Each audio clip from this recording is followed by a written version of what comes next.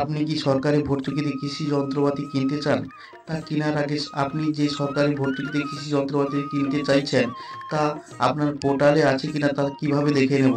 বা পোর্টাল থেকে কোন মেশিন সরকারি ভর্তুকিতে পাওয়া যাচ্ছে তা কিভাবে চেক করব? এই ভিডিওর মাধ্যমে তা দেখিয়ে দিচ্ছি।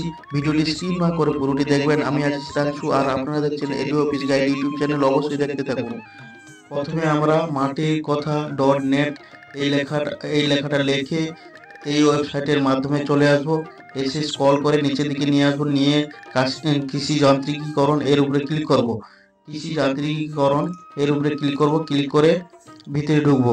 ভিতরে ঢোকার পর কৃষি যান্ত্রিকীকরণ 2024-25 এর উপরে ক্লিক করব। ক্লিক করার পর অ্যাপ্লিকেশন সাইন ইন এর উপরে ক্লিক করব। ক্লিক করে তারপরে প্রোডাক্ট কম্পারিজন এর উপরে ক্লিক করব। ক্লিক করার পর এরকম পেজ চলে আসবে। প্রথমে আমরা ছোট যন্ত্রপাতি বলতে ধান ঝাড়াই, তারপরে স্পেয়ার, ডেলিভারি পাইপ, চাপ কাটার, এইগুলোর ক্ষেত্রে OTSFI স্কিম, এই স্কিমের উপরে ক্লিক করে চুজ ক্যাটাগরি এর উপরে ক্যাটাগরি চেঞ্জ করব, কোন ক্যাটাগরি কি মেশিন নিতে চাই। আমি সাপোজ হারভেস্টিং মেশিন নিতে চাই, মানে ধান ঝাড়া মেশিন, পায়ে ধান ঝাড়া মেশিনগুলো নিতে চাই। তারপরে ক্লিক করব। ক্লিক করে এখানে ম্যানুয়াল থ্রেসার, চাপ কাটার মানে ছানি কাটার বা খড় কাটাকে বলা হচ্ছে। আচ্ছা, ম্যানুয়াল থ্রেসার বলতে ধান ঝাড়া মেশিনকে বলা হচ্ছে। এখানে সার্চ করে দেখে নেব।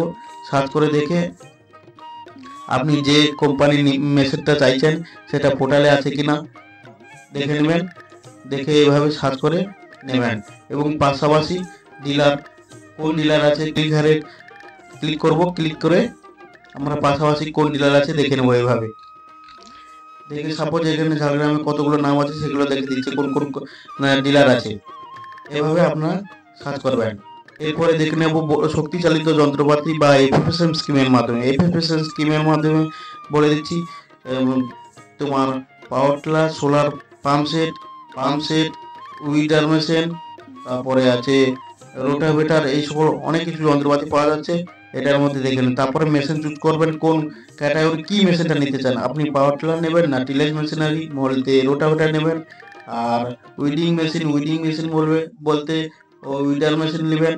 Pump irrigation, plant protection machinery, harvesting and threshing machine, আপনি যেটা নিতে চাইছেন সেটা চুজ করবেন। প্রথমে সাপোজ আমি এখানে পাওয়ার টিলার নিতে চাইছি। পাওয়ার টিলারের ক্ষেত্রে আমরা দেখে নেব এখানে 12 HP হলে 11 HP অ্যাবাভ পাওয়ার টিলারটা, আর 8 HP অ্যাবাভ হলে নিচেটা চুজ করবেন। চুজ করে সার্চ করবেন।